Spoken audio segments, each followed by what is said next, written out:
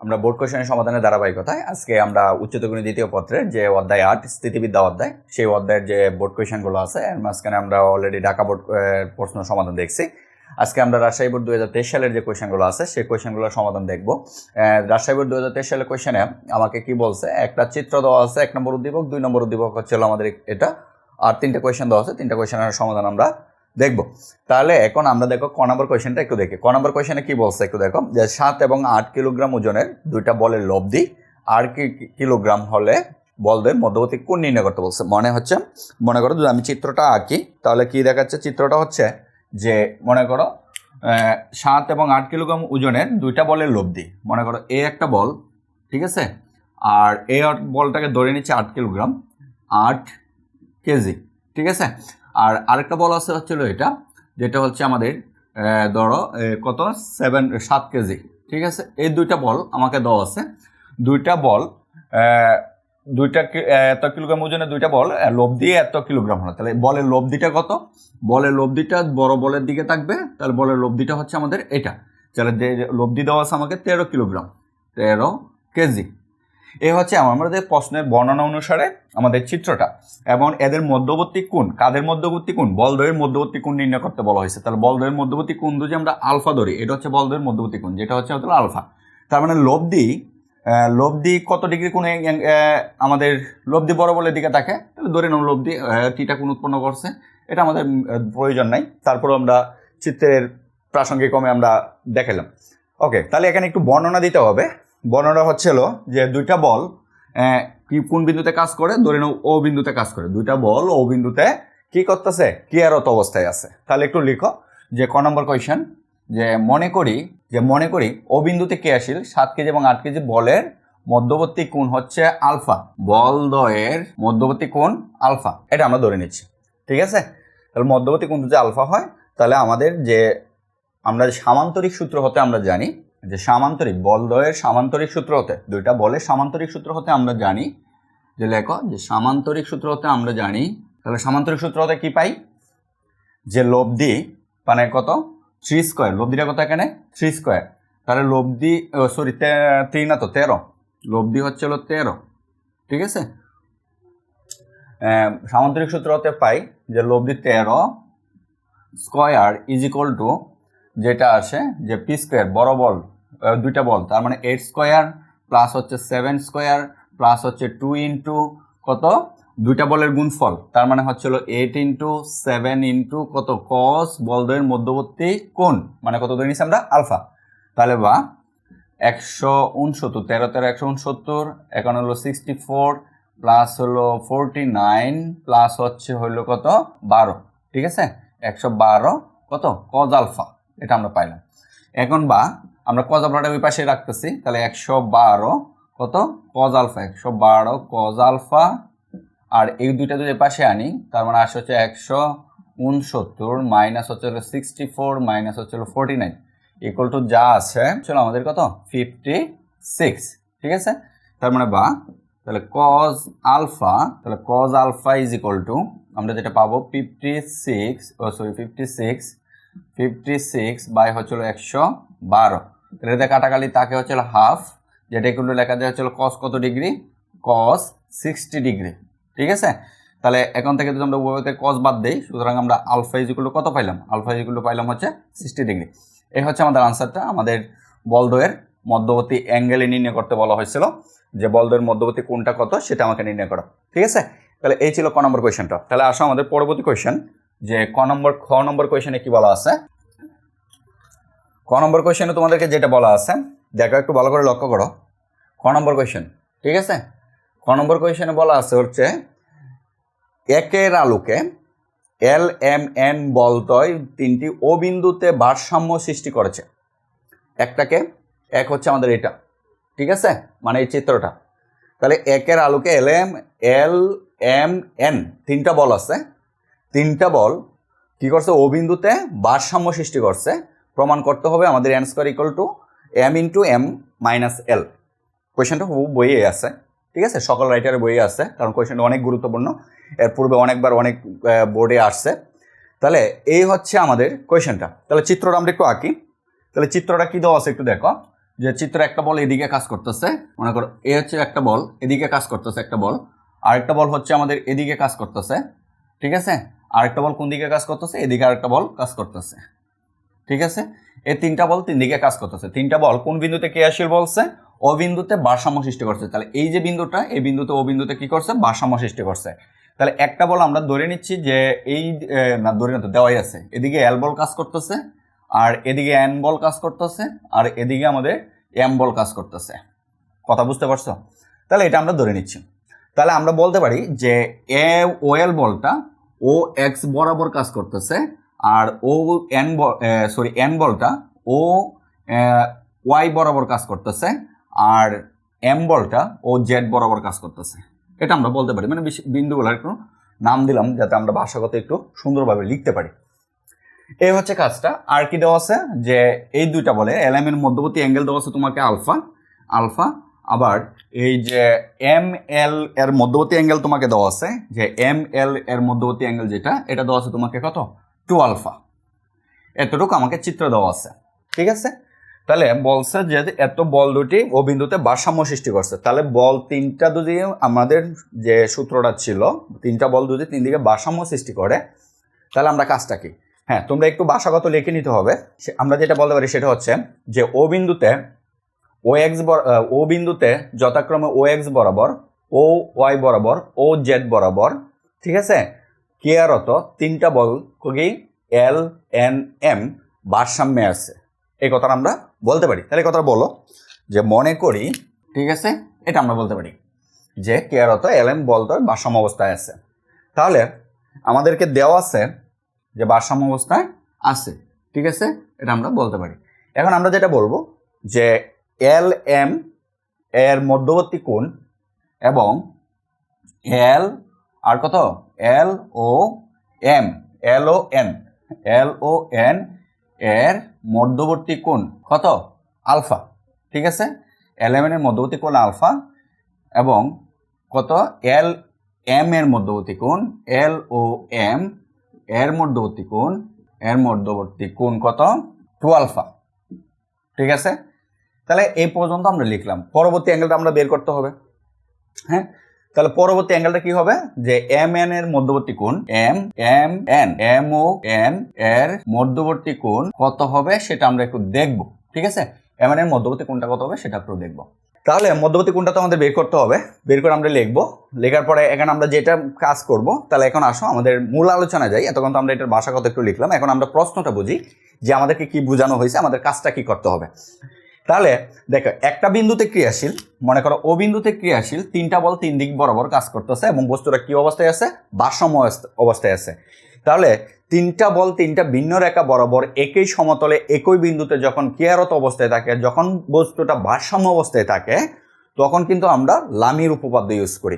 যে লামির উপপাদ্যটা তাহলে কি বলছিল, লামির উপপাদ্যটা বলছিল হচ্ছে তিনটা একই সমতলে অবস্থিত একই বিন্দুতে ক্রিয়াশীল তিনটা ভিন্ন রেখা বরাবর তিনটা ভিন্ন বল যদি ক্রিয়ারত অবস্থা থেকে ভারসাম্য সৃষ্টি করে, তখন যে কোনো বলের অনুপাত অপর দুই বলের মধ্যবর্তী কোণ, যে কোনো বলের অনুপাত অপর দুই বলের মধ্যবর্তী কোণের কি সাইন অনুপাত, এটাই হচ্ছে সাইন কি সমান অনুপাত, কি সমানুপাতিক, মানে অনুপাতগুলো কি হবে, সমান হবে। সহজ কথা যেটা, মানে এই বল এর মধ্যবর্তী অ্যাঙ্গেল এর যে সাইন অনুপাত, এই বল এর মধ্যবর্তী অ্যাঙ্গেল যে সাইন অনুপাত, এরপরে এই বল এর পরবর্তী যে এর বিপরীত দুই বলের মধ্যবর্তী অ্যাঙ্গেল সেটা হচ্ছে সাইন অনুপাত। প্রত্যেকটা অনুপাত কি হবে, সমানুপাত হবে, মানে সমানুপাতিক হবে। এই কথাটাতে লামির উপপাদ্যে বলা আছে। তাহলে এখন আমাদের দরকার হচ্ছে, আমরা আলফা দেওয়া আছে 2 আলফা দেওয়া আছে, কিন্তু এই অ্যাঙ্গেলটা দেওয়া নাই প্রশ্নে, তাহলে আমরা এই অ্যাঙ্গেলটা বের করতে পারি। এই অ্যাঙ্গেলটা কত হবে আমরা একটু দেখি, যে এই অ্যাঙ্গেলটা হচ্ছে যে এই যে এম এবং এন দুইটা বল, এই দুই বলের মধ্যবর্তী অ্যাঙ্গেল কত, এই দুই বলের মধ্যবর্তী অ্যাঙ্গেল হচ্ছে, দেখো এই যে বিন্দুটা চতুর্দিকে অ্যাঙ্গেল কত, 360 ডিগ্রি। তাহলে 360 ডিগ্রি আমরা নিলাম, ঠিক আছে। তাহলে 360 ডিগ্রি এবং এই এতটুকু অ্যাঙ্গেল হচ্ছে হলো আলফা, আর এতটুকু অ্যাঙ্গেল হচ্ছে 2 আলফা, হ্যাঁ। তাহলে এই 360 থেকে যদি আমরা এই আলফা প্লাস 2 আলফা বাদ দিয়ে দিই, তাহলে কিন্তু আমাদের কি থাকে, এই অ্যাঙ্গেলটা আসে। মানে মূল কথা হচ্ছে একটা বিন্দু, এই বিন্দুর চতুর্দিকে যে অ্যাঙ্গেলটা সেটা হচ্ছে আমাদের 360 ডিগ্রি। তাহলে এখান থেকে এই বরাবর, এখান থেকে এইদিকে কি আছে, একটা কোণ আছে, সেটা আমরা বাদ দিয়ে দিতে হবে, ঠিক আছে না। কারণ এই বিন্দু থেকে এইদিকে বরাবর কি আছে, একটা কোণ আছে, সেটা আমরা বাদ দিতে হবে। আরেকটা কি আছে, এটা আছে, তার মানে এটাও বাদ দিতে হবে। তার মানে 360 থেকে কত থাকলো, এই অ্যাঙ্গেলটা থাকলো। তাহলে এই অ্যাঙ্গেলটা পরিমাণ কত, এই অ্যাঙ্গেলটা পরিমাণ আলফা দেওয়া ছিল, এই অ্যাঙ্গেলটা পরিমাণ 2 আলফা দেওয়া ছিল। কথা কি বুঝাইতে পারছি? তার মানে এই আলফা 2 আলফা যদি 360 থেকে বাদ দিই তাহলে এই অ্যাঙ্গেলটা পাওয়া যায়। এই হচ্ছে মূল কথাটা। তাহলে আমরা এখানে আলফা প্লাস 2 আলফা কত 3 আলফা, তাহলে আমরা এখান থেকে 3 আলফা বিয়োগ করে দিব। এই হচ্ছে আমাদের এম এবং এন এর মধ্যবর্তী অ্যাঙ্গেল। তাহলে আমাদের এম ও এন এর মধ্যবর্তী অ্যাঙ্গেল কত? 360 মাইনাস কত 3 আলফা, 360 মাইনাস 3 আলফা, এতটুকু আমরা বলতে পারি। ক্লিয়ার? তাহলে এই ছিল মোটামুটি আমাদের বর্ণনা। এতটুকু বর্ণনা লিখলেই হবে, আবার না লিখলেও নয়, যে কিছুটা তো পরিচয় দিতে হবে, তাই না? ওকে, তাহলে এখন আমরা যেটা লিখবো যে লামির উপপাদ্য অনুসারে আমরা লিখবো যে লামির অনুসারে, ঠিক আছে? লামির উপপাদ্য অনুসারে কি পাই? যে কোনো বল তার বিপরীত কোণের সাইন অনুপাত। তাহলে আমরা বল তিনটা নিয়ে নেই। মনে করো তিনটা বল আমরা নিচ্ছি। একটা হচ্ছে কত এল, ঠিক আছে? তাহলে এল নিলাম একটা, এর যে কত সাইন, অ্যাঙ্গেল পরে লিখতেছি, ঠিক আছে? সমান সমান লিখ কত এম, তাহলে এম বল নিয়ে নিলাম, এরপরে কত সাইন, ঠিক আছে? সমান সমান আমরা যেটা লিখবো সেটা হচ্ছে ধরো যে সমান সমান কত হবে, সমান সমান হচ্ছে হলো এন, ঠিক আছে না? এন পরে কত সাইন। এখন আমাদের মধ্যবর্তী অ্যাঙ্গেলটা দেখো, যে এল বল নিচ্ছি। এল বল কোনটা? এটা ও এক্স বরাবর যে কাজ করতেছে এটা হচ্ছে আমাদের এল বল। এর বিপরীত অ্যাঙ্গেল কত? তাহলে আমরা অনুপাতটা কি আসবে? এই বল ব্যতীত অপর যে দুই বল, মানে এই বল আর এই বলের যে মধ্যবর্তী অ্যাঙ্গেল সেটা হচ্ছে আমাদের এর সাইন অনুপাত। তার মানে এখানে সাইন কত আসবে? সাইন আসবে হচ্ছে হলো 360, ঠিক আছে? 360 মাইনাস কত 3 আলফা, এটা। পরবর্তী হচ্ছে আমাদের এম বল। এম বলটা কোনটা? এম বল হচ্ছে এটা। তাহলে এই বল ব্যতীত অপর দুই বল কোনটা? এল এবং এন। এই দুই বলের মধ্যবর্তী অ্যাঙ্গেল কত? আলফা, তার মানে কত সাইন আলফা, ঠিক আছে? এরপর হচ্ছে এন বল। এন বল হচ্ছে এটা। এই বল ব্যতীত অপর দুইটা বল কি? এটা আর এটা। এদের মধ্যবর্তী অ্যাঙ্গেল হচ্ছে হলো এটা। তার মানে এদের মধ্যবর্তী অ্যাঙ্গেল কত? 2 আলফা, মানে হলো সাইন 2 আলফা। এই হচ্ছে লামির উপপাদ্যটা প্রয়োগ। এরপর হচ্ছে আমাদের কাজটা, যে আমরা কিভাবে কাজটা করব। এখান থেকে দুইটা ধাপে কাজ করতে হবে। প্রথম হচ্ছে যে কোনো দুইটা অনুপাত নিয়ে কাজ করতে হবে, পরবর্তী অপর দুইটা অনুপাত নিয়ে কাজ করলে আমাদের প্রমাণটা চলে আসবে। তাহলে এখান থেকে আমরা কোন দুইটা অনুপাত নিব একটু টেকনিক্যালি চিন্তা করবো, এখান থেকে কোন দুইটা অনুপাত নেওয়া যায়। হ্যাঁ, তাহলে এটা হচ্ছে আমরা চেষ্টা করব এই দুইটা অনুপাত নেওয়ার। এই দুইটা অনুপাত নিব, একবার নিয়ে কাজ করব। এর পরবর্তীতে হচ্ছে এই দুইটা অনুপাত নিয়ে একবার কাজ করব। বুঝতে পারছো? তাহলে আমাদের প্রমাণটা চলে আসবে। যে এখন কি লিখবো? যে এম বাই কত sine alpha equal to N by কত সাইন 2 আলফা, এটা আমাদের আছে। তার মানে বা আমরা এখান থেকে যে কাজটা করতে পারি, এম বাই সাইন আলফা এটাতে ব্যাপী থাকবে equal to N by sine 2 আলফার ত্রিকোণমিতিক সূত্র জানি, সাইন 2a। সাইন 2a ত্রিকোণমিতিক সূত্র হচ্ছে হলো 2 সাইন এ কত কজ এ, ঠিক আছে? এটা হচ্ছে ত্রিকোণমিতিক সূত্র। তাহলে এর জায়গাতে আলফা আছে, তাহলে লিখতে পারি কত 2 সাইন আলফা ইন্টু কত কজ আলফা, এটা আমরা লিখতে পারি, ঠিক আছে? তার মানে উভয় পক্ষ থেকে দেখো সাইন আলফা কাটাকাটি যায়, তাহলে তাকে কত এই পাশে তাকে হচ্ছে হলো এম, ঠিক আছে? আর এই পাশে কি থাকে? এন বাই কত থাকে 2 কজ আলফা থাকে। তাহলে এখন যদি আমরা এটাকে আর গুণ মারি তাহলে আমরা যেটা পাবো সেটা হচ্ছে cos alpha is equal to এটা এখানে চলে আসবে, এখানে চলে যাবে। তার মানে আসবে হচ্ছে এন বাই এম, আর 2টা এখানে ছিল আর গুণ দিয়ে পাশে বাঘ আকারে 2m, এটা আমাদের আসবে। তাহলে এ হচ্ছে আমাদের একটা তথ্য। তাহলে দেখো আমরা এখানে থেকে যে কাজটা করছি, যে এ হচ্ছে আমাদের একটা ডাটা, এটা 1 নং ইকুয়েশন দ্বারা এঁকে দাও, যে এটা আমাদের 1 নং ইকুয়েশন, ঠিক আছে? পরবর্তীতে আসো যে আমাদের অপর দুইটা অনুপাত নিয়ে কাজ করব। অপর দুইটা অনুপাত কি? একটা হচ্ছে এল বাই কত, এল বাই হচ্ছে সাইন 360 জন্য অনুপাত পরিবর্তন হবে না, সাইনই হবে। আচ্ছা আমি এখানে লিখে নিই 360, এরপর হচ্ছে কত মাইনাস 3 আলফা, এটা আমরা লিখলাম, সমান সমান যেটা আসবে এম বাই সাইন আলফা, এটা আসলো। পরবর্তীতে দেখো এখানে লেখা যায় হচ্ছিল যে 360 জন্য অনুপাত পরিবর্তন হবে না, তার মানে এল বাই কত সাইনই হবে, সাইন, এরপর 300 অনুপাত পরিবর্তন না 3 আলফা হবে। আমাদের এটা কোনটা আছে হলো সেকেন্ড কোয়াড্রেন্ট, এখানে একটা ভুল হয়ে গেছে, 360 মাইনাস 3 আলফা, হ্যাঁ 360 মাইনাস হতো 3 আলফা, তাহলে 360 মাইনাস 3 আলফা তো আমাদের সেকেন্ড কোয়াড্রেন্টে, একটা মাইনাস আসবে। মনে করো যে এখানে যেটা আছে যে আমাদের কোনটা কত আছে 360 এখান থেকে ঘুরে এই পর্যন্ত আসতে, ঠিক আছে? তাহলে এখান থেকে মাইনাস কি টিটা পরিমাণ ব্রেক করতে হবে, তার মানে এই গড়ে আসতে হবে টিটা পরিমাণ। তাহলে আমাদের গুণন রাশি এই গড়ে আসছে, এই গড়ের সাইন কি, এই গড়ের সাইন হচ্ছে নেগেটিভ, তার মানে একটা মাইনাস দিতে হবে, ঠিক আছে? একটা মাইনাস দিতে হবে, মনে থাকে জানো। তাহলে সমান সমান এত পাইলাম, আর এখানে সমান সমান না বা, ঠিক আছে? সমান সমান কত এম বাই সাইন আলফা, এই হলো আমাদের হিসাবটা। ওকে, তাহলে আমাদের কাজটা হচ্ছে যে এখান থেকে আমরা যে কাজটা করব, যে এল বাই তো আমাদের এটাই আছে। পরবর্তীতে হচ্ছে আমরা এখন দেখো আলফা 3 আলফা, তার মানে কি 3 আলফাকে ভাঙতে হবে, 3 আলফাকে ভাঙতে হবে, 3 আলফাকে ভাঙে আমাকে আলফাতে কনভার্ট করতে হবে। তার মানে আমরা সাইন 3 আলফা সূত্র জানি। তাহলে এল বাই কি লিখবো? এল বাই যেটা লিখবো সেটা হচ্ছে যে মনে করো সাইন 3 এর সূত্রটা কি? সাইন 3 এর সূত্র, সাইন 3 এ, তাহলে আমাদের সূত্র হচ্ছে হলো সাইন কত 3a, এই সূত্র হচ্ছে হলো 3 সাইনে মাইনাস 4 সাইন কিউবে, 3 সাইনে মাইনাস 4 সাইন কিউবে, 3 সাইন ইকুয়াল টু আমাদের 3 সাইনে মাইনাস 4 সাইন কিউবে, এই সূত্রটা। তাহলে এই সূত্রটা আমরা এখানে লিখবো। তাহলে মাইনাসটা তো গুণাকারে থাকবেই, ঠিক আছে? তাহলে মাইনাসটা যদি গুণাকারে থাকে তাহলে আমরা লিখতে পারি কত এখানে আলফা, তার মানে 3 সাইন আলফা মাইনাস কত 4 সাইন কিউব আলফা, এটা আসে, ঠিক আছে? তার মানে আমরা যদি মাইনাস দ্বারা গুণ করে দিই তাহলে মাইনাস মাইনাস আর এখানে প্লাস হয়ে যাবে, ঠিক আছে? এরপর ইকুয়াল টু কত থাকে এম বাই কত sine alpha, m by sine alpha, এটা আমাদের থাকে। এখন দেখো এই জায়গা থেকে একটা সাইন, এখানেও সাইন, এই জায়গা থেকে একটা সাইন কমন যায়, তাহলে সাইন যদি আমরা কমন নেই তাহলে আমরা যেটা পাবো সেটা হচ্ছে এল বাই সাইন কমন নিয়ে নিচ্ছি, তার মানে সাইন আলফা একটা কমন নিয়ে নিলাম, ঠিক আছে? কমন নেওয়ার পরে থাকে হচ্ছিল 4 sine square alpha, 4 sine square alpha, ঠিক আছে? এরপর এখানে কত থাকে -3, এটা আমাদের থাকলো, ঠিক আছে?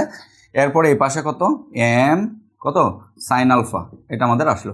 তাহলে উভয় পক্ষ থেকে আমরা সাইন আলফা আর সাইন আলফা কি কাটাকাটি করতে পারি, তাহলে এই পাশে কি থাকলো এম থাকলো, শুধু এই পাশে এম থাকলো। আর এখানে যেটা আছে যে 4 সাইন স্কোয়ার আলফা, এই 4 সাইন স্কোয়ার আলফাকে আমরা এটা লিখতে পারি যে দেখো যে আমরা এখন যে কাজটা করব 4 সাইন স্কোয়ার আলফাকে লিখতে পারি হচ্ছে 4 into 1 minus cos square alpha, কত, ঠিক আছে না, -3, এটা আমরা লিখতে পারি। তাহলে ইকুয়াল টু কত এম। কেন কাজটা করলাম? কারণ আমাদের এখানে কজ আলফার একটা মান আছে, মানটা আমরা এখানে বসাবো, বসানোর পরে আমাদের ইকুয়েশনটা হয়ে যাবে। তাহলে উপরে একটু আসো, যে এখান থেকে আমরা কাজটা পরে এখান থেকে শুরু করি, যে এখানে পরে কি লিখবো, যে এখান থেকে আমরা বা কি করব এখানে কজ আলফার মান বসায় দেবো। আচ্ছা একটু গুণ করে নিই, তাহলে 1 না তো এল, তো এখানে এল, ঠিক আছে? এখানে ভুল লিখছি, আগে যেগুলো লিখছি এল লিখো, এখানে এল হবে, এল বাই কত, এল বাই হবে হচ্ছে 4 ইন্টু, ঠিক আছে, 4 ইন্টু -4 কস স্কোয়ার কত আলফা -3 ইকুয়াল টু হচ্ছে হলো এম, ঠিক আছে? তাহলে বা আমরা এখন এল বাই কত লিখবো, 4 থেকে এখানে 3 বিয়োগ করলে তাকে হচ্ছে 1, আর এখানে যেটা আসে সেটা হচ্ছে -4 cos square alpha is equal to কত এম, এটা আমাদের আসে। এখন আমরা যদি এখানে কস স্কোয়ার আলফা যে মান আছে 2n বাই কত 2m, এই মানটা বসায় দিই, তার মানে বা আমরা যেটা লিখতে পারি এল বাই কত হবে 1 মাইনাস, ঠিক আছে, 1 মাইনাস 4 কত 4 কত n by 2m, n by কত 2m, এটা আমরা লিখতে পারি, তার উপরে কত whole square is equal to কত m।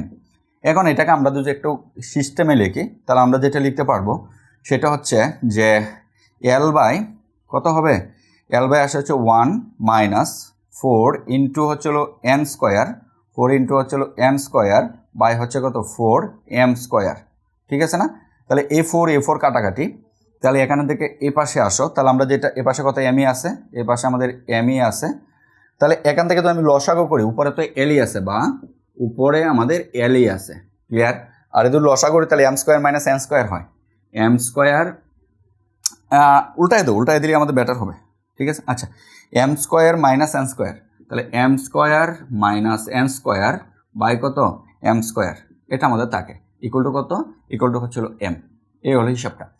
এখন যদি আমরা এটাকে উল্টাই তাহলে উল্টালে যেটা আসে এল ইন্টু যেটা আসবে সেটা হচ্ছে এম স্কোয়ার, ঠিক আছে, এম স্কোয়ার বাই কত এম স্কোয়ার মাইনাস হচ্ছে হলো এন স্কোয়ার ইকুয়াল টু কত এম, এটা থাকে। তাহলে এখানে যেটা পাবো সেটা হচ্ছে যে উভয় পক্ষ থেকে একটা এম বাদ দেওয়া যায়, তাহলে এ এম, আর এখান থেকে একটা এম বাদ দিয়ে দিই, তাহলে এই পাশে 1 থাকে আর এই পাশে কি থাকে একটা এম থাকে, তাহলে এখানে উপরে থাকে এলটাকে আমরা এখানেই লিখতে পারি এল এম।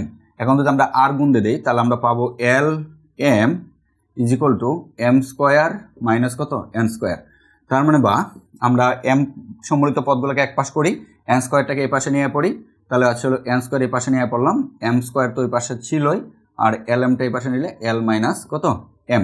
তাহলে এখন যদি আমরা কমন নিয়ে নিই তাহলে আমরা এম যদি কমন নিই তাহলে আমরা যেটা পাবো সেটা হচ্ছে কত এম মাইনাস এল, ক্লিয়ার? আর এই পাশে কত এন, এই ছিল আমাদের প্রমাণটা, ক্লিয়ার? ক্লিয়ার?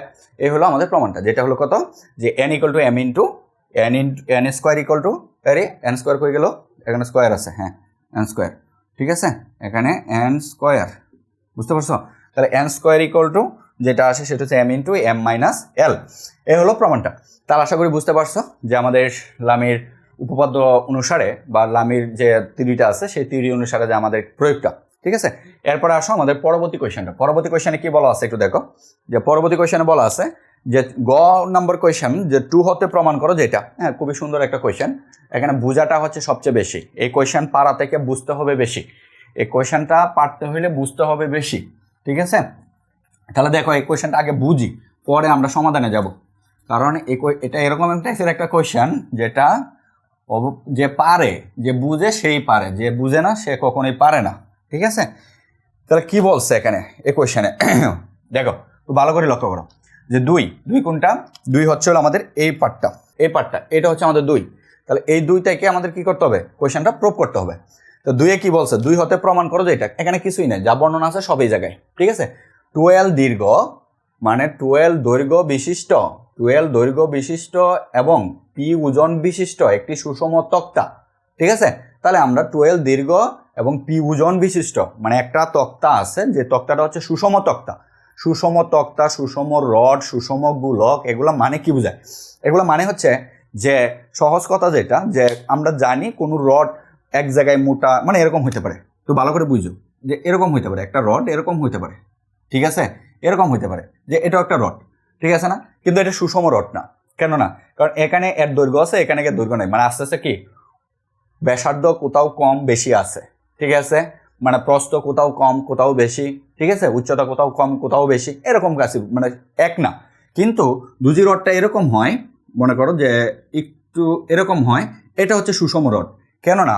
কারণ এখানেও দৈর্ঘ্য প্রস্থ যা, ওইখানেও ব্যাসার্ধ তা, সব দিক দিয়ে কি সমান আছে। মনে করো আমি একটা রড আঁকি, তাহলেই হবো, এ হচ্ছে রডটা, মনে করো, ক্লিয়ার? এ হচ্ছে রডটা। তাহলে রডটার এখান থেকে এই পর্যন্ত সব জায়গায় ব্যাসার্ধ সমান, উচ্চতা সমান, মানে যা এভরিথিং সব কিছুই কি সমান। এই রডটাকে বলা হবে সুষম রড, আর এটাকে সুষম রড বলা হবে না। এই হচ্ছে সব কিছুর ক্ষেত্রেই সুষম কথাটা যদি তাকে মনে করবা সব কিছুই কি তার সমান।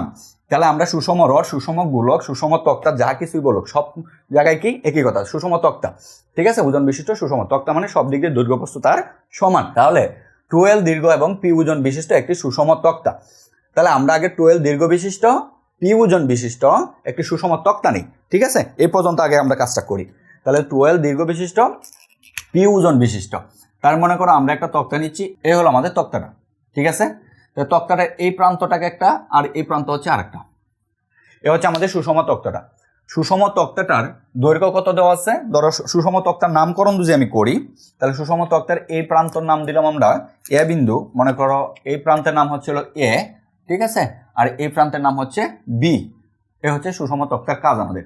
তাহলে এ বি তক্তার দৈর্ঘ্য কত দেওয়া আছে তোমাকে, 12 দীর্ঘ মানে 12। তাহলে আমরা এখান থেকে লিখতে পারি যে এ বি ইকুয়াল টু কত, এ বি ইকুয়াল টু হচ্ছে 12। তার মানে এখান থেকে এই পর্যন্ত, এখান থেকে এই পর্যন্ত যেটা দৈর্ঘ্য আছে সেটা হচ্ছে 12 পরিমাণ দৈর্ঘ্য তোমাকে কি আছে, দেওয়া আছে, ঠিক আছে, 12 পরিমাণ দৈর্ঘ্য তোমাকে দেওয়া আছে, বুঝতে পারছো? তাহলে এ বির দৈর্ঘ্য হচ্ছে 12, যেটাকে আমরা লিখতে পারি এ বি ইকুয়াল টু কত, এ বি ইকুয়াল টু 12। এবং তক্তাটার ওজন কত, অবশ্যই তক্তাটা যেহেতু সুষম তক্তা এটা একটা ওজন আছে, ঠিক আছে, তাহলে ওজনটা হচ্ছে পি। তাহলে তক্তার ওজন তোমাকে দেওয়া আছে পি।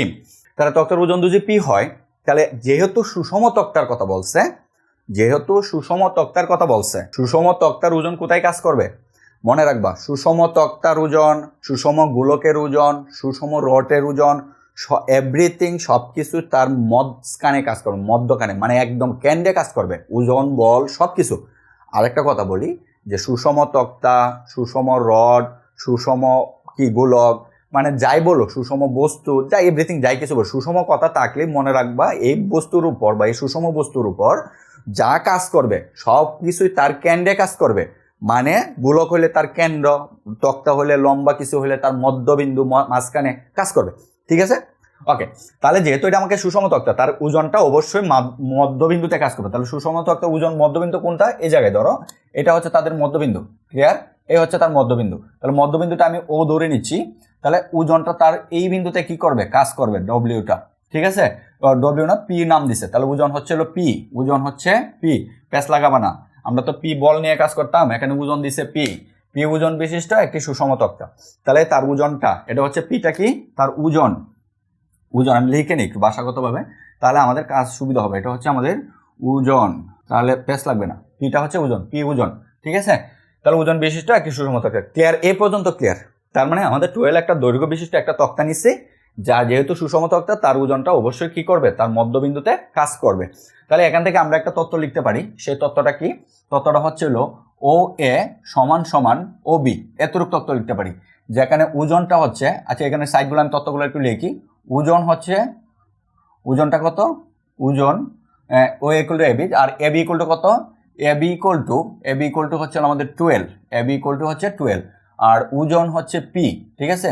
ওজন, তক্তার ওজন হচ্ছে, তক্তার, ঠিক আছে, তক্তার ওজন, ওজন ইকুয়াল টু কত, পি, ওজন পি, এটা আমাকে দেওয়া আছে। ক্লিয়ার? আর ও ইকুয়াল টু অবি, যেহেতু মধ্যবিন্দুতে ওজনটা কাজ করবে। ওকে, এই পর্যন্ত ক্লিয়ার। এরপরে আমাকে বলছে যে কি বলছে এরপরে, যে একটি সুষম তক্তা ডি দূরত্বে অবস্থিত দুইটি কুটির উপর অনুভূমিকভাবে অবস্থিত। মানে এখন এই তক্তাটা তো মনে করে এই যে একটা তক্তা, ঠিক আছে, এই তক্তাতে ভাসমান অবস্থায় থাকবে না, অবশ্যই এর নিচে একটা কুটি দিতে হবে, এদিক দিয়ে একটা কুটি দিতে হবে। যদি এদিকে কুটি দিই তারপরে এদিক দিয়ে পড়ে যাবে, তার মানে এদিক দিয়ে একটা কুটি দিতে হবে। আর যদি এদিক দিয়ে কুটি না দেই তাহলে এদিকে কি করবে, হালবে। তার মানে আমাকে একটা দুইটা কুটি আছে, দুইটা কুটির মধ্যবর্তী দূরত্ব কত, ডি, মধ্যবর্তী দূরত্ব মানে তক্তা ডি দূরত্বে অবস্থিত দুইটি কুটির উপর অনুভূমিকভাবে অবস্থিত, ডি দূরত্বে। তাহলে দুইটা কুটি আছে, যেটা মধ্যবর্তী দূরত্বটা কত, ডি। তার মানে মনে করো এই জায়গায় একটা কুটি আছে, আমি কুটিটা অন্য কালার রাখি তাহলে বুঝতে সুবিধা হবে। মনে করো যে এই জায়গায় একটা কুটি আছে, এই জায়গায় একটা কুটি আছে, আর একটা কুটি হচ্ছে এই জায়গায় আছে, দুই জায়গায় দুটা কুটি আছে। তার মানে একটা কুটি, এই হচ্ছে একটা কুটি, মনে করো এই হলো কুটিগুলো আর কি, ঠিক আছে, এই হচ্ছে কুটিটা, আর এই হচ্ছে এই জায়গায় আরেকটা কুটি, কুটি দুইটাই সমান, বুঝতে পারছো, কুটির এখানে দুইটাই সমান, ঠিক আছে। তাহলে এই একটা কুটি, দুইটা কুটি এখানে কি করতেছে, আছে, একটা কুটি একটা কুটি। ক্লিয়ার? তাহলে একটা কুটি ওই কুটিটা যে বিন্দুতে কাজ করতেছে, যে বিন্দুটার নাম দিলাম, এই কুটিটা আছে সি বিন্দুতে, আর এই কুটিটা আছে ডি বিন্দুতে, ঠিক আছে। এই বিন্দুটা আছে কোথায়, ডি বিন্দুতে, এই কুটিটা আছে, এটা হচ্ছে সি বিন্দুতে আর একটা ডি বিন্দুতে। তাহলে এই কুটিদের মধ্যবর্তী দূরত্ব কত, কুটিদের মধ্যবর্তী দূরত্ব হচ্ছে ডি দূরত্বে অবস্থিত। তাহলে আমরা সিডি ইকুয়াল টু কত বলতে পারি, আমরা সিডি ইকুয়াল টু বলবো যে সিডি, ঠিক আছে, সিডি ইকুয়াল টু কত, সিডি ইকুয়াল টু হচ্ছিল, সিডি ইকুয়াল টু হচ্ছিল ডি। এটা আমাকে প্রশ্ন এগুলো দেওয়া আছে, তাহলে ভারসাম্য অবস্থায় আছে। এই পর্যন্ত ক্লিয়ার? ঠিক আছে, ওকে। এখন কথা হচ্ছে যে দুইটা কুটি দুই অবস্থান করতেছে, ডাব্লিউ ওজন নিচের দিকে কাজ করতেছে। এখন পরবর্তী কাজ কি, পরবর্তী কাজ হচ্ছে যে এই পর্যন্ত ক্লিয়ার। একে না উল্টিয়ে, এই কথাটা ভালো করে লক্ষ্য করবে, এখানে কি বলছে, একে না উল্টিয়ে, কাকে না উল্টিয়ে, তক্তাকে না উল্টিয়ে, তক্তাকে না উল্টিয়ে এর দুই প্রান্তে, এইখানেই হচ্ছে আমাদের পেজটা, দুই প্রান্তে যত পর্যায়ক্রমে, এই কথাটাও আমাদের একটু ভালো করে লক্ষ্য করতে হবে, পর্যায়ক্রমে কথাটা, এই দুইটা কাজ ভালো করে বুঝতে হবে যে পর্যায়ক্রমে, ঠিক আছে, কিউ এবং আর ওজন ঝুলানো যায়। কথা বুঝাইতে পারছি? এখনো তো বুঝাই নাই, কি বুঝবা, একে না উল্টিয়ে এর দুই প্রান্তে, এখানে না উল্টে বিষয়টা কি বুঝি, যে একে না উল্টিয়ে দুই প্রান্তে যথাক্রমে কিউ এবং আর ওজন ঝোলানো যায়। মানে আমাদের তক্তাটার দুইটা প্রান্ত আছে, একটা প্রান্ত হচ্ছে এ প্রান্ত আর একটা প্রান্ত হচ্ছে বি প্রান্ত। তাহলে এ প্রান্ততে এবং বি প্রান্ততে দুইটা ওজন ঝুলবে, ঠিক আছে। কখন ঝুলবে আমি তোমাকে একটু বুঝাই। মনে করো পর্যায়ক্রমে, কথাটা কিন্তু পর্যায়ক্রমে বলা আছে, ভালো করে লক্ষ্য করো, পর্যায়ক্রমে, তার মানে একটা আগে ঝুলাবো পরে আরেকটা ঝুলাবো। পর্যায়ক্রমে কি, যে কোনো একটাকে আগে ঝুলাবো, মানে এই প্রান্তে হোক আর ওই প্রান্তে হোক, যে কোনো একটাকে আগে ঝুলাবো, পরে অপর বলটা ঝুলাবো, ওজনটা ঝুলাবো, ঠিক আছে। এখন পর্যায়ক্রমে যেহেতু ঝুলাইতে হবে, তাহলে কাজটা সিস্টেমটা কি আসে একটু বুঝাই তোমাকে। মনে করো এই হচ্ছে আমাদের তক্তাটা ছিল, আমি ওই চিত্রটা নষ্ট করতে চাচ্ছি না, এই ছিল তক্তাটা ছিল, এখানে একটা কুটি ছিল, ঠিক আছে, এখানে একটা কুটি ছিল, তাহলে এটা হচ্ছে সি বিন্দু। এই বরাবর সে কি অবস্থায় আছে, ঝুলানো যায়, কোন বরাবর, অনুভূমিক অবস্থায়, দুইটা কুটির উপর অনুভূমিকভাবে অবস্থিত, একে না উল্টিয়ে দুই প্রান্তে পিকেও দুইটা ওজন ঝুলানো যায়। মানে আমাদের তক্তাটা অনুভূমিকভাবেই থাকবে, মানে সাম্য অবস্থায় থাকবে বা স্থিতিশীল অবস্থায় থাকবে। কতক্ষণ পর্যন্ত থাকবে, মনে করো এই কুটিটা আমাদের নাই, ঠিক আছে, এই হচ্ছে আমাদের তক্তাটা, হ্যাঁ, এখন এই কুটিটার উপর আমরা এমন একটা ওজন ঝুলাবো যে এইখানে আস্তে আস্তে এমন একটা ওজন ঝুলাইতে থাকবো। ধরো আমরা পি কিউ1 না কিউ ওজনটাই ঝুলাচ্ছি, ঠিক আছে? ঝুলানো অবস্থায় কি থাকবে, সে তক্তাটা সাম্য অবস্থায় থাকবে। মানে কি বোঝাচ্ছে আমি একটু তোমাকে ক্লিয়ার করি। যে মনে করো যে এই একটা তক্তা আছে, ঠিক আছে? তক্তার এখানে একটা কুটি এরকম অবস্থায় আছে, মনে করো এই অবস্থায় আছে একটা কুটি, ক্লিয়ার? মনে করো এই হচ্ছে তক্তাটা, যে তক্তাটা এখানে একটা কুটি এরকম অবস্থায় আছে। এখন যদি এদিকে বারটা কি তক্তার ওজনটা এদিকে বেশি হয়ে গেল না, যে একটা কুটির অবস্থা যদি এভাবে থাকে তার তক্তার ওজনটা বেশি হয়ে গেল, তখন তক্তাটিকে এদিকে হাইলে যাবে, তখন কি সাম্য অবস্থায় থাকবে? অবশ্যই থাকবে না। এখন যদি আমরা এদিক বরাবর এমন একটা ওজন ঝুলাই, মনে করে এদিক বরাবর, যে এদিক বরাবর যদি আমি এখন এমন একটা ওজন ঝুলাই যে ওজনের কারণে কি থাকে, মনে করো যে আমি এদিক বরাবর একটা ওজন ঝুলাচ্ছি, ঠিক আছে? তো ঝুলানো অবস্থায় অবশ্যই নিচের দিকে কাজ করতেছে বলটা, তার মানে কি সে সাম্য অবস্থায় আছে। মনে করো এখানেই কুটিটা আছে, মনে করো যে এই জায়গায় কুটিটা আছে, ঠিক আছে? তাহলে মানে কি সে সাম্য অবস্থায় আছে না? সাম্য অবস্থায় আছে। যদি আমি ওজনটা ছাড়িয়ে দিই তাহলে কিন্তু এদিক দিয়ে পড়ে যাবে, তাহলে সাম্য অবস্থা আছে। এমন ওজনটা এমন হইতে হবে যেন আবার একদিক দিয়ে যদি বেশি ওজন যোগ যাতে উল্টে না যায় তক্তাটা, মানে এভাবে উল্টে না যায়, বুঝাইতে পারছি? এরকম দিকে এমন ওজন ঝুলাইতে হবে যে ওজনটা ঝুলানোর পরে যাতে তক্তাটা এইভাবে উল্টে না যায়, ক্লিয়ার?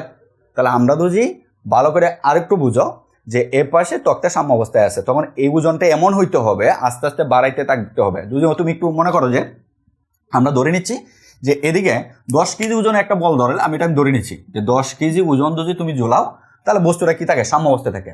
হ্যাঁ, এখন যদি তুমি এখানে 5 কেজি ঝুলাইলা, মনে করো যে 5 কেজি ঝুলাইলা, তাহলে 5 কেজি যদি ঝুলাও তাহলে তক্তা কি এদিক দিয়ে কি করবে, এদিক দিয়ে এদিকে নিচের দিকে নেমে পড়বে। এখন তুমি ঝুলাইতে ঝুলাইতে তুমি কি করলাম, 10 কেজি পর্যন্ত গেলাম, যে আমরা কি করলাম 10 কেজি, তাহলে 10 কেজি যদি ঝুলাচ্ছি তখন তক্তাটা কি আছে, এভাবে অনুভূমিক বরাবর সাম্য অবস্থায় আছে। এখন যদি তুমি 10 কেজি জায়গায় যদি 20 কেজি ঝুলাই দাও, মনে করো আমরা ধরে নিচ্ছি যে 10 কেজি ঝুলাইলে, আমরা জানি, মনে করো আমরা জানি 10 কেজি ঝুলাইলে কি বস্তুরা তক্তাটা কি থাকে, সাম্য অবস্থায় থাকে। এখন যদি তুমি এখানে 20 কেজি ঝুলাই দাও তাহলে তক্তাটা কি হবে, এদিকে কি উল্টে যাবো না ভেবে? এই জিনিসটাই তোমাকে বোঝানো হয়েছে, কথা বোঝাইতে পারছি? সেম জিনিসটাই তোমাকে ওই পাশে বোঝানো হয়েছে, যে এই পাশে যে কুটিটা ছিল সেম কেসটাই কি আছে, এই পাশে আছে, এই পাশেও আছে, বুঝাইতে পারছি? তাহলে আশা করি বুঝতে পারছো যে আমাদের কাজটা কি। তাহলে পর্যায়ক্রমী কথা দ্বারা কি বোঝানো হয়েছে, পর্যায়ক্রমী মানে প্রথমে একটা বল ঝুলাবা আর পরবর্তীতে আরেকটা বল ঝুলাবা, ঠিক আছে? এর পরবর্তী কি, যে পর্যায়ক্রমের পরে কি কথা আছে, যে না উল্টিয়ে। তাহলে না উল্টানো কথাটা বুঝতে পারছো, যে এমন একটা বল, আমি আবার বলতেছি, এমন একটা বল এই পাশে ঝুলাইতে হবে যে তক্তাটা কি এভাবে উল্টে না যায়, অথবা এই পাশে যদি ঝুলাও যাতে এভাবে ওজনের বারে যাতে ও তক্তা এভাবে উল্টে না যায়। এখন আরেকটা জিনিসকে লক্ষ্য করো, যে এই জায়গায় যেহেতু আলোচনা করতেছি এই জায়গাতে আলোচনা করি, যে কুটিটা মনে করো এই পাশে না, আমরা এই পাশে কুটিটা নিয়ে আলোচনা পর্যায়ক্রমে। প্রথম আমরা এই পাশে, এখানে তো ও বিন্দুটা আসছেই, এখানে আমাদের কি মধ্যবিন্দু, ওটা তো কাজ করতে আছে, তখন এই জায়গায় আমাদের কুটিটা ছিল, ঠিক আছে? আমরা এই চিত্রটা দিয়ে কাজ করতেছি, দেখো এই পাশে কুটিটা ছিল, তখন আমি এই পাশে একটা ওজন ঝুলাইলাম, সেটা হচ্ছে কিউ ওজন। এখন বস্তুটা কি অবস্থায় আছে, সাম্য অবস্থায় আছে, ঠিক আছে? এটা কিন্তু আমাদের মধ্যবিন্দু, এটা এই বলটা যেটা এটা হচ্ছে মধ্যবিন্দু, এটা নিয়ে চিন্তা করা দরকার। তাহলে বস্তুটা কি অবস্থায় আছে, সাম্য অবস্থায় আছে। এখন এই জায়গায় সাম্য অবস্থায় থাকার কারণে এই টোটাল তক্তা যে ওজনটা ছিল, ওজনটা কি ছিল, ও বিন্দুতে ওজনটা, ধরো এই মধ্যবিন্দু এটা হচ্ছে ও বিন্দুতে কি ছিল, ওজনটা ছিল, ঠিক আছে না? তাহলে ওজনটা এখানে কি নাম ছিল, ওজনের পি। ওজনটা কি, তক্তার ওজন তো নিচের দিকে কাজ করবে, আবার এখানে একটা ওজন কাজ করতেছে, তাহলে এই দুইটা ওজন কাজ করার পরে আমাদের তক্তাটা কি আছে, সাম্য অবস্থায় আছে। তাহলে তক্তাটা যদি সাম্য অবস্থায় থাকে তখন এই সম্পূর্ণ ফোর্সটাকে ভাসমান অবস্থায় রাখতেছে কে, কে রাখতেছে? কোয়েশ্চেন দেখে না, যে একটা ওজন এদিকে কাজ করতেছে নিচের দিকে, আর তক্তার ওজনও নিচের দিকে কাজ করতেছে, ঠিক আছে? কিন্তু তারপরেও আমাদের তক্তাটা কি আছে, সাম্য অবস্থায় আছে। কার সাহায্যে আছে? এই কুটিটার সাহায্যে আছে। তাহলে আমি বলতে পারি যে কিউ এবং পি এই দুইটা বলের লব্ধি কোন দিকে কাজ করতেছে, কোনটায় কাজ করতেছে, এই যে সি বিন্দু যেটা আছে সি বিন্দুতে কাজ করতেছে, ক্লিয়ার? দুইটা বলের লব্ধি সি বিন্দুতে কাজ করতেছে। তাহলে দুইটা বলের লব্ধিটা কত, সি ইকুয়াল টু কত হবে, সি ইকুয়াল টু হবে পি প্লাস কিউ, কারণ আমরা জানি লব্ধির সমষ্টি, দুইটা বলের সমষ্টি হচ্ছে ওই কি, বা সমস্ত থাকলে ওইটা হচ্ছে লব্ধি, দুইটা বলের সমষ্টিটাই কি, লব্ধি। এই হচ্ছে আমাদের হিসাবটা। এই জিনিস এই পর্যন্ত ক্লিয়ার, যে এই দুইটা বল যেহেতু পর্যায়ক্রমে বলছে, আমরা প্রথম কিউ বল স্থাপন করছি, কিউ ওজন জ্বলাবো, পরবর্তী কাজে অন্য ওজন জ্বলাবো, যখন আর ওজন জ্বলাবো তখন এটা থাকবে না, যেহেতু আমরা কিউ ওজন জ্বলাচ্ছি আর নাই, কিউ ওজন জ্বলাচ্ছি আর নাই, কারণ কিউ ওজন জ্বলানো অবস্থায় সাম্য অবস্থায় থাকে, এই কথাটা এখানে বলা হয়েছে। আবার ওজনটা এমন হইতে হবে যাতে তক্তাটা না উল্টে, ক্লিয়ার? এই যে হলো পর্যায়ক্রমে কথার ব্যাখ্যা, আর হচ্ছে না উল্টানোর ব্যাখ্যা, ঠিক আছে? আর একে না উল্টিয়ে, মানে এই তক্তাকে না উল্টিয়ে অনুভূমিক অবস্থায় থাকবে। বিষয়টা ক্লিয়ার? প্রশ্নটা বুঝতে পারছি? তাহলে যদি বুঝতে পারি, তাহলে আমরা এখানে এই কুটির উপর এই দুইটা বল কার্যত থাকার পরও কি আছে, তক্তাটা সাম্যাবস্থায় আছে, তাহলে দুইটা বলের লব্ধি এই বিন্দুতে কাজ করবে, ঠিক আছে? তাহলে এখন এতটুকু অংশ নিয়ে যদি আমরা কাজ করি তাহলে আমরা কি পাবো? এতটুকু অংশ নিয়ে কাজ করলে আমরা সূত্র জানি তৃতীয় অনুশীলনী। তাহলে বল দুইটা কি, এই বলটাও কি এদিকে কাজ করতেছে, এই বলটা কি এদিকে কাজ করতেছে, ঠিক আছে? সদৃশ সমান্তরাল বলের সূত্র থেকে আমরা জানি যে, আমি সরাসরি তাহলে অঙ্ক করে বর্ণনাটা তোমরা লিখতে পারবে না? হ্যাঁ, লিখতে পারবা। তাহলে সদৃশ সমান্তরাল বলের সূত্র থেকে আমরা জানি যে কোনো বল, তাহলে আমরা কিউ বল নিচ্ছি, যে কোনো বল কিউ, ঠিক আছে? ইনটু কত হয়, এই বল থেকে, এটার নাম ছিল এ বিন্দু, এটার নাম কি ছিল এ বিন্দু, এরপর এটার নাম সি বিন্দু, এটার নাম ও বিন্দু, সব ঠিক আছে। হ্যাঁ, তাহলে এ বিন্দু থেকে এ বিন্দুর দূরত্ব, মানে যে জায়গায় লব্ধিটা কাজ করতেছে, লব্ধিটা তো এই জায়গায় কাজ করতেছে নাকি? ও আচ্ছা, আরেকটা কথা বলি এখানে, আমি তোমাকে যেটা বলতেছি সেটা হচ্ছে আর একটু ক্লিয়ার করে বলে দিই, তাহলে তোমাদের বুঝতে আর একটু সুবিধা হবে। এই যে কুটিটার যে পোস্টটা করতেছে, এই পোস্টটা হচ্ছে উপরের দিকে, কুটির যে পোস্টটা করতেছে এখানে, এই কুটিটা পোস্টটা হচ্ছে উপরের দিকে, কুটির পোস্টটা হচ্ছে উপর দিকে, আর লব্ধিটা অবশ্যই নিচের দিকে কাজ করবে, লব্ধিটা অবশ্যই কি করবে, নিচের দিকে কাজ করবে, মানে কুটির পোস্টটা উপরের দিকে আর লব্ধির যে পোস্টটা আছে সেটা নিচের দিকে কাজ করবে, ঠিক আছে? এতটুকু ক্লিয়ার থাকো। এরপরে আমাদের যে কাজটা করতে হবে, যে তাহলে লব্ধি, আমাদের আসল ক্রিয়া বিন্দুটা প্রয়োজন নেই, কি করে বল কোন দিকে লব্ধি পোস্ট করতে সেটা আমরা প্রয়োজন, তাহলে আমরা মানে সদৃশ সমান্তরাল সূত্র থেকে জানি যে লব্ধি এদিকে কি করবে, পোস্ট করবে, ঠিক আছে? তাহলে লব্ধি এদিকে পোস্ট করতে, দিক নিয়ে আমাদের সমস্যা নাই, আমাদের সমস্যা হচ্ছে লব্ধিটা কত, লব্ধিটা হচ্ছে কিউ প্লাস পি, তাহলে এই হচ্ছে পি প্লাস কিউ আমাদের লব্ধি।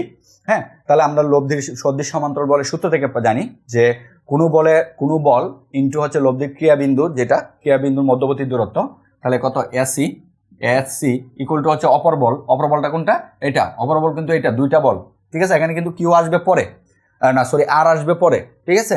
তাহলে অপর বল কত, পি, এদের এখান থেকে মধ্য ক্রিয়াবিন্দুর দূরত্ব মানে কত, ও সি, ঠিক আছে?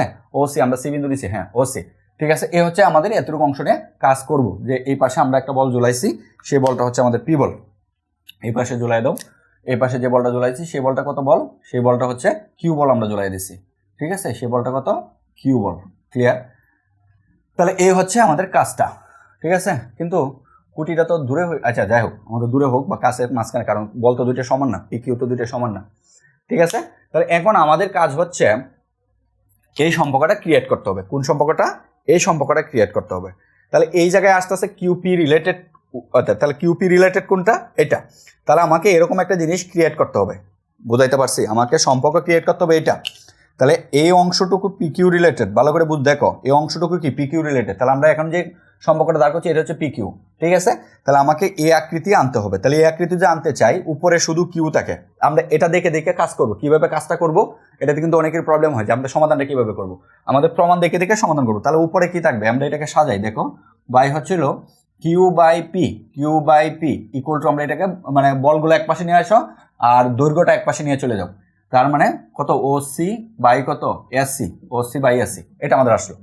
এখন আমাকে সাজাইতে হবে q by p plus q, তার মানে আমরা এটাকে ভেবে লিখতে পারি, বা কিউ বাই কত, পি প্লাস কিউ, কারণ কোনো উভয় পক্ষে শুধু যোজন করা যায়, উভয় পক্ষে শুধু বিয়োজনও করা যায়, আমরা এটা অনুপাত সমানুপাত 9-10 উপাদ্য থেকে জানি যে কোনো একটা পাশে যোজন করলেও মানের কোনো পরিবর্তন হয় না, বিয়োজন করলেও কোনো মানের পরিবর্তন হয় না। তাহলে এই পাশে যদি আমি নিচে শুধু যোজন করছি, তাহলে এই পাশে কি করতে হবে, ওসিটা তো সামনেই থাকবে, বাই কত, এসি প্লাস কত, আচ্ছা ওসি প্লাস এসি লেখো, কারণ আচ্ছা নিচে টাগি লিখছি, তাহলে এসি প্লাস হচ্ছে ওসি, এটা কোনো ফ্যাক্ট না, নিচে আগে যুগের ক্ষেত্রে কোনো প্রবলেম নেই, বিয়োজন করলে প্রবলেম হইতে হয় কি, ঠিক আছে? তাহলে এসি প্লাস ওসি, এটা আমরা লিখবো, তাহলে এসি প্লাস ওসি সমান কত, সমান যেটা পাই এখানে বা, তাহলে কিউ বাই কত, কিউ বাই হচ্ছে হলো পি প্লাস কিউ, ঠিক আছে?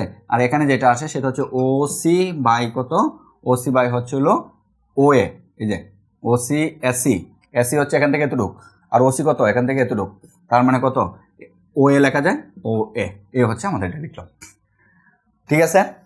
ওকে, তাহলে এখন আমরা এটা কাজটা কিভাবে করতে হয় আমি একটু তোমাকে দেখায় দিই, তাহলে বুঝতে সুবিধা হবে। মনে করো কোনো একটা সংখ্যা আছে যে 3/, মনে করো যে 3/2 না, ধরো 6/3 আছে, ইকুয়াল টু 4/2 আছে, তাহলে এদের অনুপাত কি সমান না?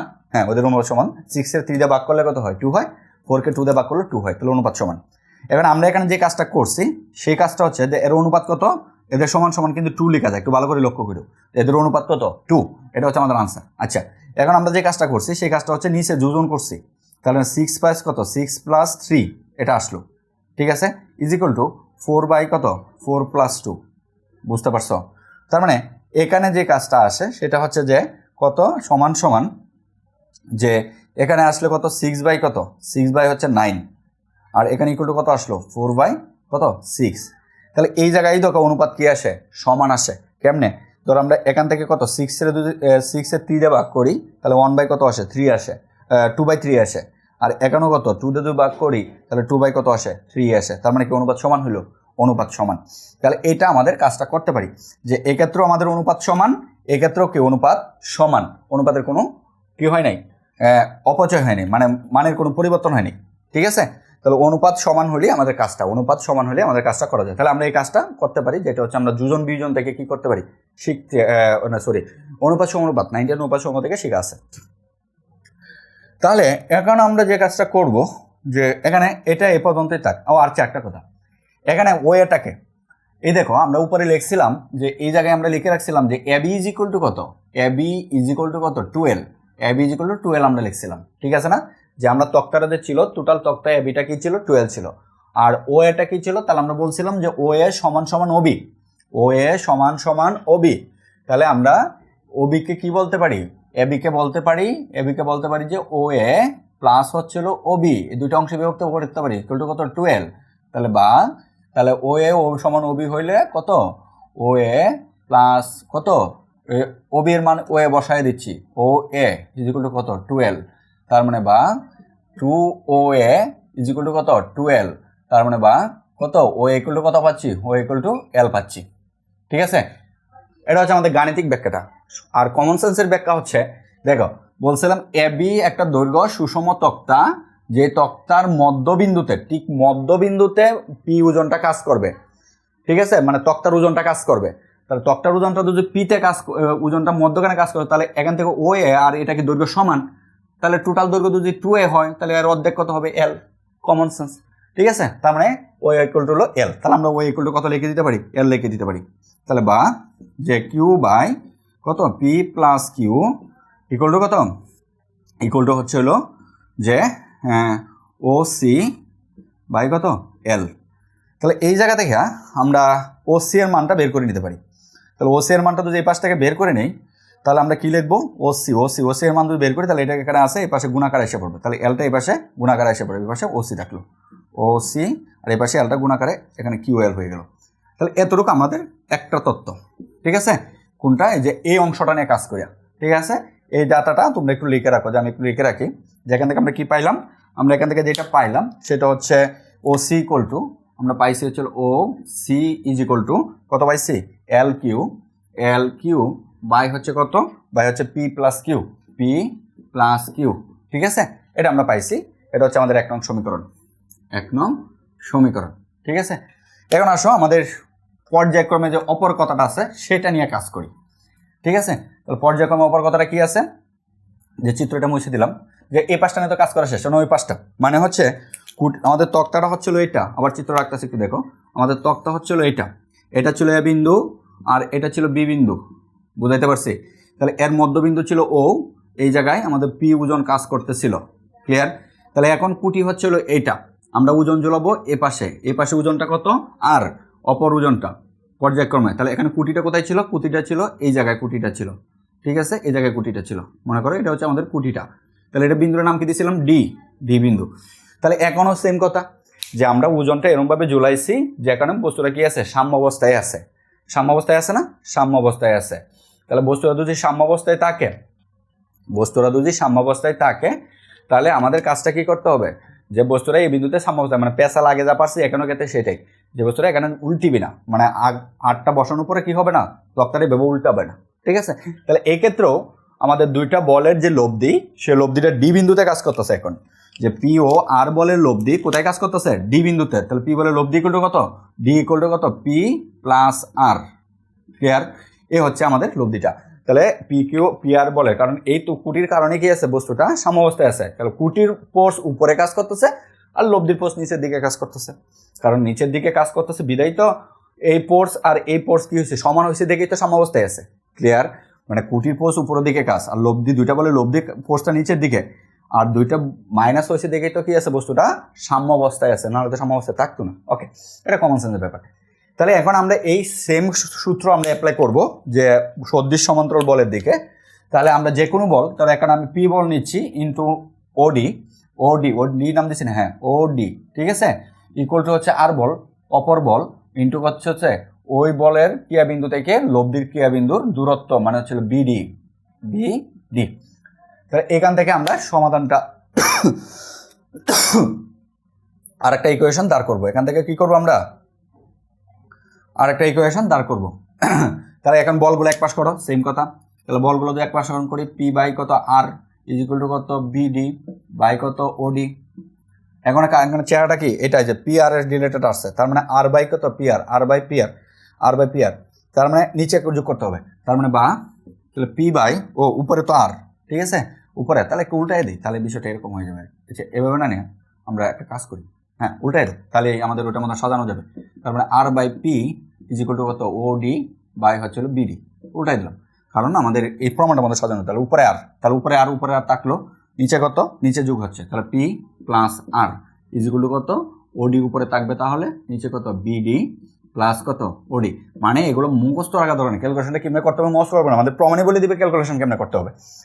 তাহলে এখান থেকে আমাদের আর বাই এটা আছে, তাহলে এটা সমান সমান কি লিখতে পারি, ওডি এই যে বিডি প্লাস ওডি, বিডি হচ্ছে এতটুক, ওডি হচ্ছে এতটুক, সমান কত ওবি, তার মানে আমরা লিখতে পারি ওডি বাই, ঠিক আছে ওডি বাই কত, ওডি বাই হচ্ছে হলো যে ওডি বাই হচ্ছে হলো ওডি বিডি প্লাস ওডি মানে হচ্ছে ওবি। ক্লিয়ার?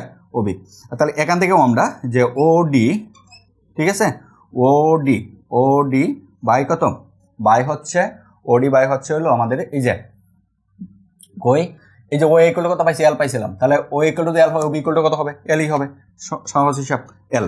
তাহলে এখান থেকে যদি সমাধান করি, তাহলে আমরা যেটা পাবো যে এলটাকে দুই পাশে নিয়ে পড়ি, যে এল আর বাই কত পি প্লাস আর, নাকি এল আর কত P plus r equal to কত, ইকুয়াল টু হচ্ছে হলো পি প্লাস আর, যে আমরা ওডি পাইছি, হ্যাঁ p plus r equal to এই কারণে থাকবে ওডি। এই হচ্ছে আমাদের আরেকটা ইকুয়েশন। তাহলে আমরা আরেকটা ইকুয়েশন পাইলাম, সেটা ইকুয়েশনটা কি, সেটা হচ্ছে যে ওডি ইকুয়াল টু পাইছি, যে ওডি ইজ ইকুয়াল টু আমরা পাইছি হচ্ছে এল আর বাই হচ্ছে হলো পি কত পি প্লাস আর, এটা হচ্ছে 2 নং ইকুয়েশন। তাহলে ক্লিয়ার, দুটো ইকুয়েশন ক্লিয়ার করলাম। এখন পরবর্তী কাজ কি দেখো, পরবর্তী কাজ হচ্ছে দেখো এখানে পদে পদে বিপদ, এই অঙ্কটার পদে পদে বিপদ, ঠিক আছে, আমরা দুইটা সমাধান করে দুইটা ইকুয়েশন কাজ করলাম। এখন আমাদের কি নির্ণয় করতে বলছে, সম্পর্ক কি আছে, সম্পর্কতে আমাদের এল আছে ডি আছে, দেখো সম্পর্কতে এল আছে ডি আছে, তাহলে এল ওয়ান সি এই সম্পর্ক ওয়ান সি এই সম্পর্ক ওয়ান সি, তাহলে এখানে ডিটা বাকি। তাহলে ডি কোথায় আছে একটু লক্ষ্য করো, ডি হয়েছে যে আমাকে বলা ছিল যে ডি দূরত্বে অবস্থিত দুইটি কুটির উপর বনবিভাগে অবস্থিত, ডি দূরত্বে অবস্থিত, তার কুটি দুইটার মধ্যবর্তী যে দূরত্বটা, মনে করো এই যে কুটি দুইটার মধ্যবর্তী দূরত্ব কত, এই জায়গায় না, যে এই হচ্ছে কুটি দুইটার মধ্যবর্তী দূরত্ব, এই দূরত্বটা কিন্তু সিডি, তাহলে সিডি ইকুয়াল টু আমাকে কত দেওয়া ছিল, ডি দেওয়া ছিল, সিডি ইকুয়াল টু আমাকে ডি দেওয়া ছিল, তাহলে আমাকে ডি আনতে হবে। তাহলে আমরা এখন লিখব যে এখন আমরা যে কাজটা করব, যে মনে করো যে এখন, ঠিক আছে এখন সিডি, ঠিক আছে, কারণ ডি আনতে হলে কি করতে হবে, সিডি আনতে হবে, তাহলে সিডি ইকুয়াল টু কত, সিডি ইকুয়াল টু হচ্ছিল ওসি প্লাস ওডি, কেন এটা লিখলাম, কারণ আমরা ওসি এবং ওডির মান বের করে রাখছি। তাহলে এখানে সিডির মান বসায় দাও, সিডির মান কত ডি, আর ওসির মান কত, ওসির মান হচ্ছে হলো এল কিউ বাই কত পি প্লাস কিউ, ঠিক আছে, প্লাস ওডির মান কত, ওডির মান হচ্ছে হলো এল আর বাই কত P plus Q, P plus R, ঠিক আছে, এই হচ্ছে কাজটা। তাহলে এই জায়গা থেকে দেখো আমরা এল কমন নিতে পারি, এই জায়গা থেকে এলটা কি করতে পারি, কমন নিতে পারি, ঠিক আছে না, এলটা কমন নিতে পারি। তাহলে দুইটা কাছ থেকে আমরা এল কমন নিয়ে নিলাম, এলটাকে এই পাশে পাঠিয়ে দিতে পারি, তাহলে এলটাকে দুই পাশে পাঠিয়ে বাঘা রেখা আসবে, তাহলে ডি বাই কত এল ইজ ইকুয়াল টু কত q by p plus q plus r by কত পি প্লাস আর। এই হচ্ছে আমাদের প্রমাণটা, ঠিক আছে, প্রমাণিত। তাহলে এখন আমি তো এখানে ভাষাগত কিছু বলি নাই, ঠিক আছে না, প্রমাণটা ঠিক আছে না, একটু দেখি। যে q by p plus q r by p plus r d by l. হ্যাঁ, তাহলে এখানে তো আমি ভাষাগত কিছু বলি নাই, বলছি ভাষাটা তোমরা একটু নিজ দায়িত্বে লিখে নিবা, কারণ ভাষাগত আমি যা বলছি কথাগুলা প্রয়োজনে ফস করিয়া তোমরা ভাষাটা লিখে নিবা। আমি যা কথাগুলো বলছি এই কথাগুলাই, তার মানে আমরা যেভাবে, তারপর আমি একটু বলে দিই কীভাবে লিখবা। যে 12 দীর্ঘ বিশিষ্ট একটি মানে এবি তক্তা, এবি একটি সুষম তক্তা যার দৈর্ঘ্য হচ্ছে হলো কত 12 এবং তার ওজন পি ও বিন্দুতে ক্রিয়ারত অবস্থায় আছে। তাহলে এখন পরবর্তীতে আমরা লিখবো যে ও এ সমান ওবি, তার ওজন হচ্ছে পি। এর পরবর্তীতে কি ডি দূরত্বে সি ও ডি বিন্দুতে দুটি কুটি অবস্থিত, ঠিক আছে। তাহলে এখন পর্যায়ক্রমে আমরা যদি পি বল কাজ করি, এই কিউ এ বিন্দুতে কিউ বল কার্যরত অবস্থায় আছে, কার্যরত থাকা অবস্থায় প্রথম কাজটা, প্রথম যে স্টেপটা, প্রথম ধাপটা, যে এ বিন্দুতে কিউ বল কি ক্রিয়ারত অবস্থায় থাকলে বস্তুটি কি এবি তক্তাটি কি থাকে সাম্য অবস্থায় থাকে, এবি তক্তাটি সাম্য অবস্থায় থাকে। এবং তাহলে এখানে এই কুটির সি বিন্দুতে অবস্থিত কুটির উপর দুইটা বল কি আছে, দুইটা বল কাজ করতেছে, একটা বল হচ্ছে কিউ আর একটা বল হচ্ছে পি। তাহলে এই বল দ্বয়ের লব্ধি সি বিন্দুতে কি ক্রিয়ারত, তাহলে সি বিন্দু যে লব্ধি কত পি প্লাস কিউ। পরে হচ্ছে লামির সদৃশ এবং সমান্তরাল বলের ক্ষেত্রে আমরা জানি যে তো এটা, তাহলে সেম কথাটা পরেরটা ক্ষেত্রে, ঠিক আছে। তো এই ছিল আমাদের যে রাজশাহী বোর্ড 2023 সালের যে কোয়েশনটা, সেই কোয়েশনের সমাধানটা। তাহলে ভালো করে বুঝে, এই কোয়েশনটা কিন্তু খুবই গুরুত্বপূর্ণ একটা কোয়েশন। আর এই কোয়েশনটা বোঝাটা হচ্ছে সবচেয়ে বেশি, আর সবচেয়ে ভালো বোঝার জায়গা হচ্ছে যে না উল্টিয়ে পর্যায়ক্রমে আমাদের কাজটা, না উল্টিয়ে পর্যায়ক্রমে কাজটা, যে জায়গাটা খুবই ক্রিটিক্যাল একটা জায়গা, ঠিক আছে। তাহলে আজকে এই পর্যন্তই, আল্লাহ হাফেজ।